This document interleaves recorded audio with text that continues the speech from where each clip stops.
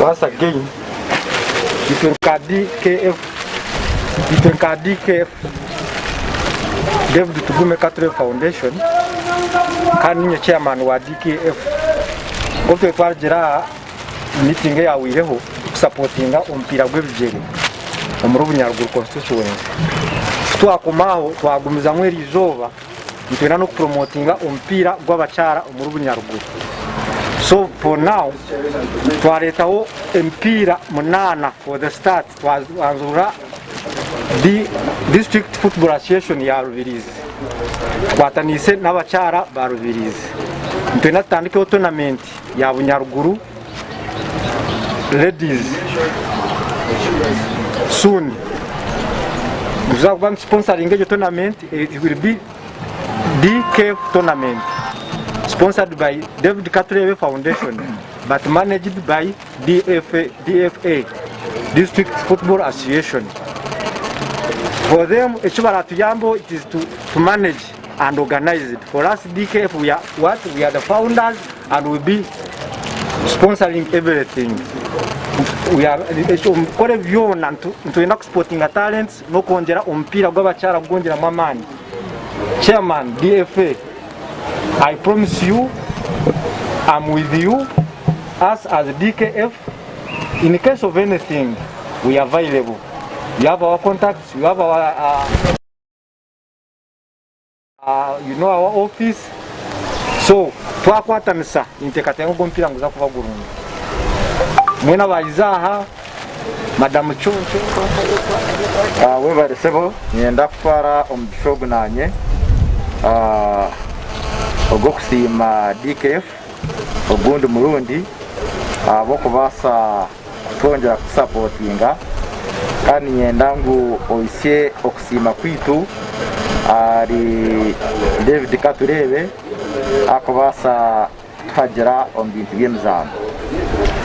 izo twabe tubyaha mukatsuportinga mwatuhereza training kits mwatuhereza mpira hatu mwatongera mwatuhereza so mbagira ngo entasima barajha. So on behalf of DFA nienda kutwara omushogu ogo kwakira empira munaneji ahabwa abacharakazi abo kuba eje mpira bagituhereza papasire ahabwa abachara. So nyenda kutwara omushogu kujakira kandi nyenda kubamanyisa ngo eje mpira ntuza kugikuma kurungi nebinde bimutwire kurebeka ngo byakora umurimo gwabyo ogusemeye kubandi bakora. So nebyo abiza ku witnessinga omukorogu nimbasima kandi mukokunara kigambire mutusimire David Katurebe na chairperson DK Foundation kusimira cyumwe hano nyenda mwabara kungambira kizanzwire mpaka ndabwo yamakazi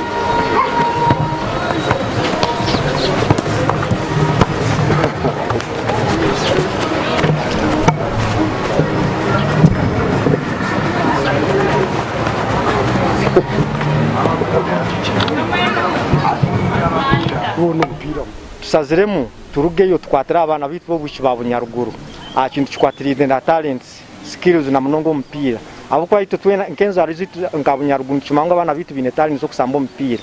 So tuturigire nka DK tubagure kits zo kutraining mpira tutona tournament kuza kubaho umuru Bunyaruguru soon from now sporting em talents tuba promoting tukole team y'abachara ekwate wazinde zuruho konka kugira ngo twosabana bitu ba Bunyaruguru akabine talents nyingi konka kurango banagirwe nyuma bareke kunaga nyuma kandi kubasa kuba itenkadike fundurango tubasa kuba kwato bakarugaye umuriyebe barugamba bakozere bakasambire zindi club nabo bakebisa kubesa family zabo nabazire bawo. Kita bebendezi bompira gw'abakazi harurengo rwa district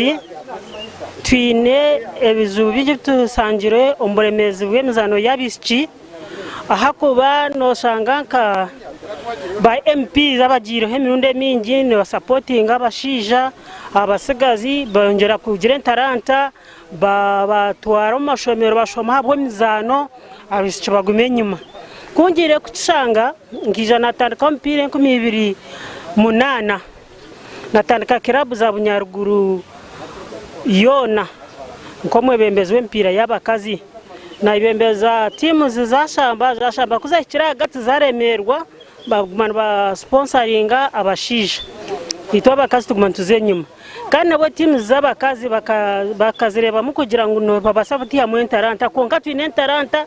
abantu ite kuzo muza kamparo kutoreba abantu abakazi bakihamu obyo bwiga mbavuge mu motoka bombekera amazu ahabwe ibyemizano abashikini biruka nabo basingure mdari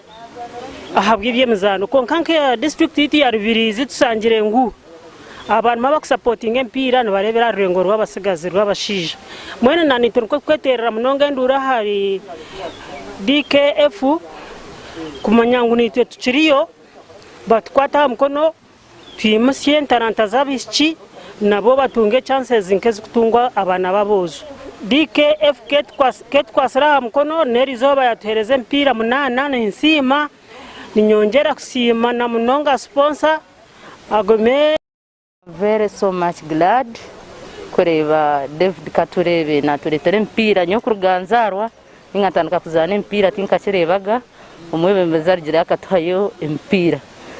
kwihawo nka uniform nwe kwishika bonareboke Sunday no yatwireyo uniform tucyariyo mu rubunya nka kuyahereze iyo yafuke y'abantu bantu konka twasigaza izina. I'm very happy ngu Katurebe David arebera umwana wa Bunyaruguru nko mushiki nawe nayitaga kuba nayireke talanta ze nko muntu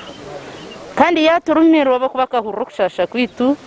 ya urebte kateko bitu na warjirewe yagira timu abishimwe mwe bakazimwe mugiro kuguma kandi mugiro kumarwa ubundo ho bunija nintekwa kubakora kimwe rukora icyo rumukwenda obukubitwe washanga nka Bunyaruguru gazo neza natari mu Bunyaruguru nomwe Baria screen we feel very much annoyed. Nito ntubantu wenda twareba tusange muko mwana witu nito tugire ngo aterista Munyaruguru nakora ki nazano mpira. So konkani manya obwecho bucyabaho we think nito kirabo yitu ntija kuronda kirabo tugete izina nabe presented ejo kire Bunyaruguru n'Abanyaruguru bo benyini bakitobobo abana bayaya nabo bakozereki abakusoma somefe nabo barumu namukade nawe yanareba screen agira tomana wayaya yakora ki yazana mpira. So nyo David tinyine ko kunakusima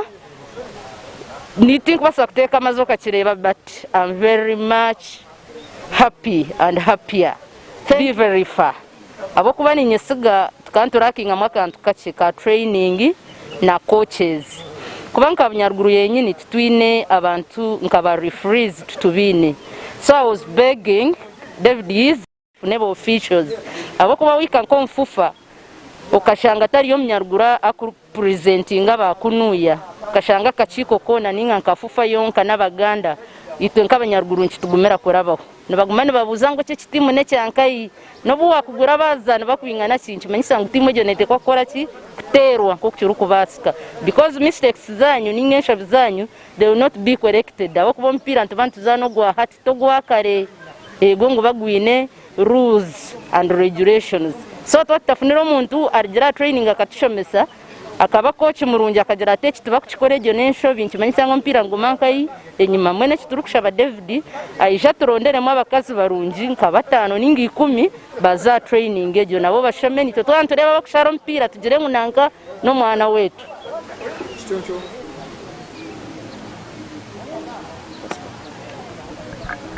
Amazina ndi Nshekanabo Hamidu chairman DFA Rubirizi.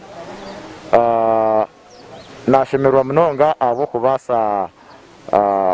ku ntaya isaha ompira gw'abacarakazi ku rugenyi matubire tutaguteka mamane n'amazima ahabwe nshonga nkemwe n'ingibiri omupira no manyangu nugwetaga sente okora omupira ne sente